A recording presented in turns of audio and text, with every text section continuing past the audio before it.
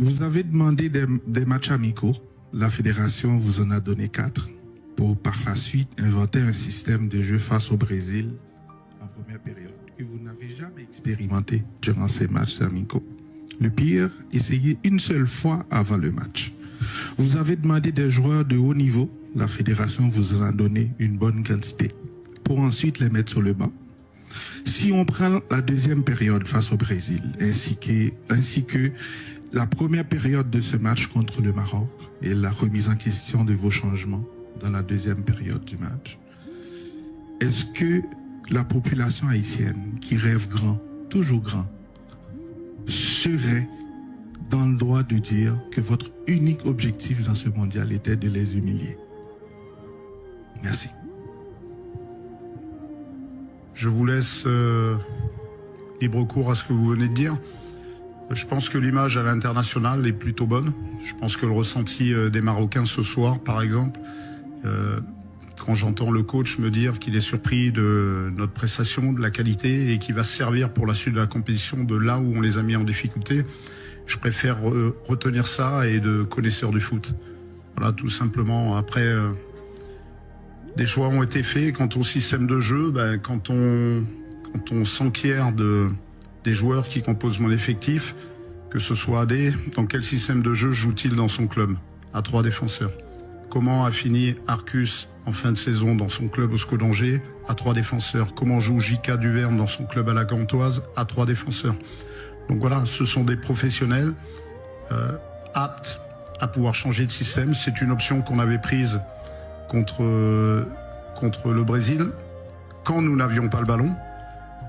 Quand on l'avait, il s'agissait de jouer en 3-4-3. Après, c'est difficile. La qualité de l'adversaire fait que on a été plus souvent porté sur l'aspect défensif qu'offensif. Voilà, après, je vous laisse libre cours à ce que vous pouvez ressentir. Vous êtes certainement déçus, comme je peux l'être, comme mes joueurs peuvent l'être. On a donné le maximum depuis 2 ans et demi, dans des conditions pas toujours faciles. Quant aux nouveaux joueurs, il faut que chaque chose se fasse tranquillement. Voilà, on avait une transition aussi générationnelle à adopter. Je ne suis pas certain qu'en mettant ces joueurs d'entrée, le groupe n'explose pas et peut-être que la sentence aurait été plus sévère. Voilà, on a un groupe à gérer et pas seulement quelques joueurs. Voilà. Comment vous expliquez cette entame de match incroyable? Et je voulais revenir hier sur une déclaration que vous avez eue. Vous avez dit je ne suis jamais allé à Haïti. Est-ce que vous me confirmez ça? Et pourquoi vous n'êtes jamais allé au pays? C'est une question toute simple qu'on veut comprendre. Merci. Je ne suis jamais allé à Haïti. C'est ma 10e sélection. Et c'est la première fois que ça m'arrive. Malheureusement, pour des conditions que tout le monde connaît au niveau sécuritaire. Les moments où peut-être il y aurait eu une fenêtre pour le faire, le championnat a été arrêté. Donc c'était pas le bon moment.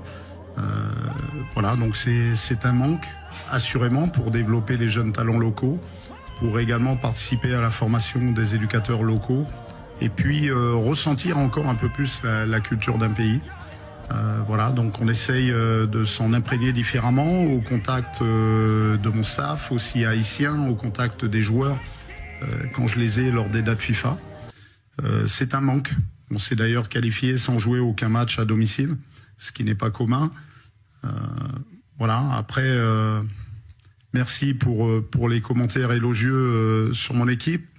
L'enjeu qu'on s'était mis, on était certes éliminés avant la rencontre, mais c'était d'essayer d'écrire un bout d'histoire du football haïtien en remportant les premiers points en phase finale de Coupe du Monde. On n'a pas été loin de le faire. Et c'était dans le cas où nous n'y arriverions pas de sortir la tête haute de la rencontre. Voilà.